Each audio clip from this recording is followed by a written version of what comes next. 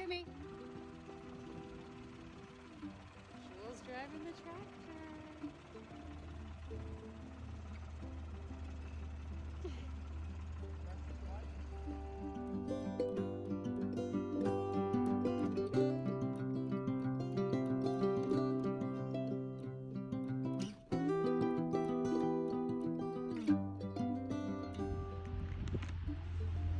Come on. Come on.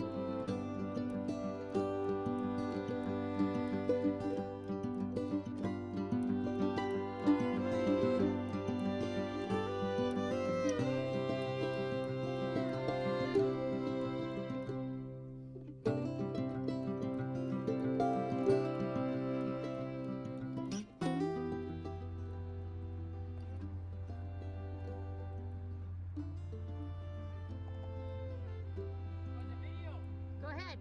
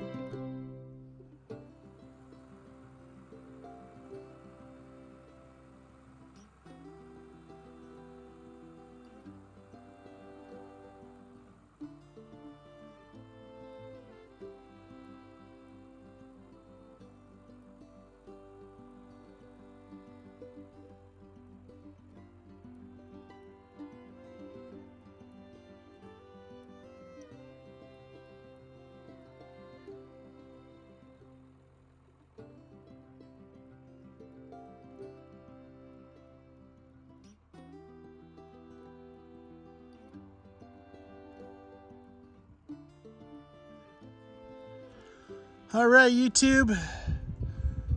We got busy yesterday. We took out this big old slash pile of old tree trunks, roots and whatnot. Old rotten old logs, everything that was here. Just a big pile of crap. It's right across from the new Sawmill site, so we needed that opening here to stage and get everything ready for the sawmill. So there's a pile right up there. It's just overgrown right now, but it's full of slash too. Bunch of old tree trunks and stuff from the old loggers that were here before us.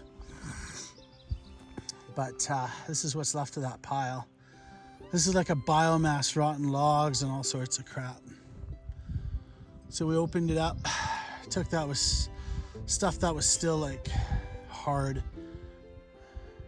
still good wood. We loaded in the back of the dump truck here, just took her out back into a area that could use a little bit more fill and it can finish rotting up there. But that pile's dirt right there next to the spreader. So we're gonna have to taper this edge in so all that comes a nice tapered in, like a nice rolling swale here. And that'll be in front of the sawmill site. That way we can get everything loaded and keep production at an optimum. But yeah, sorry I forgot to film any of this stuff. You know, you just get caught in the moment and you're working. All right, YouTube, we'll keep you posted.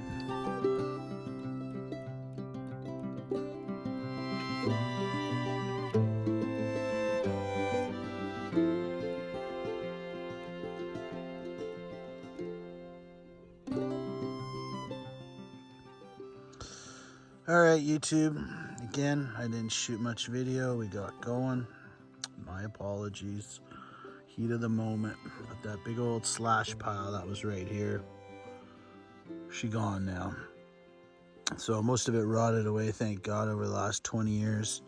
Turned into a nice biomass here. And what wasn't rotted, we just hauled up the mountain there over to where we on our way to our water intake. There's a little bit of a drop off there, so we could use some fill. But yeah, she leveled off pretty good. We got a bit of a high spot right there, so we're just gonna cross drag and put it to this low spot here. There is a pile of nice soil right there in the corner, and I'm saving that to just level off the sawmill. It's got some roughness in it where we put the posts in. We haven't had to deal with that yet. We've just been firing off and milling again. But in between those trees over across the field right about there where we have that pile of wood, I'm gonna put like a little equipment shed lean-to in there, probably like a 28 by 34 or something, nice high wall, so we could put the excavator and tractor and maybe some spare parts, whatnot in there. And yeah, so we got some slash piles of our own growing here. We were gonna chip them up, but they've been tossed around in the dirt now, so it would just destroy a chipper and the knives on the chipper. So I think our best bet is in the spring, you know, we just get a big burn pile ready in the field over there and light her up. That way she won't do too much damage and hopefully not catch anything on fire. But I'm just elated the way she came out. I'm really happy all these years of having these big piles of crap right in the middle of where we're working. Sawmill shed, yeah, couldn't be happier. It turned out great. I would like to get some walls on it and some knee bracing, but I mean, she's solid as a tank right now. But I think at least a back wall would be important, you know, to keep the snow drifts and the wind from coming through there. Well, it would help anyway, but so we'll keep plugging away at that. Right now we're furiously cutting new siding for the second level of the log cabin because the woodpeckers have just decimated them. We had to peel them off, and then in doing so now they're just attacking the wall sheathing we have. So just slowly plugging away at that, getting it done, and where we can, we've just been really stacked for time. We got a lot of projects, urgent projects on the go right now, so it's been kind of a tough go. It's not our usual just get down and get her done type adventure. So yeah, I just thought I'd give you a little update, YouTube, and let you know how things are going. Let me know if you guys are interested in seeing our hydro generator. We have a water wheel that turns. Actually, the pipe's buried in the ground here. You can see the little trough. It's been down there. I think it's a 4-inch Schedule 80 PVC pipe. Goes all the way down the house, which is up down there. So, and almost up, I don't know how many thousands of feet in elevation, but way, way, way, way up there to the water intake. And yeah, that's what feeds the house for water and stuff. So I know when I put the pressure gauge on the house unregulated, I turned the water valve on and she just pinned at 300, bent the needle, 300 psi. So I know I have at least 300 psi there, but the house part of the portion of the manifold is on a regulator, so it doesn't blow anything up. But the stream engine is just free power, like straight power out of the pipe. And also have this giant sprinkler going in the field out there. And that's just a little water tap, a fire hydrant tap that we tapped into the power, the intake line, the water line. So yeah, let me know if you're interested. I could do a video on that, let you know what we do and how we do it. And she's a year-round creek and giving us year-round water and power, and it's just a thing of beauty. All right, YouTube. This is the Red Rock Rancher, over and out.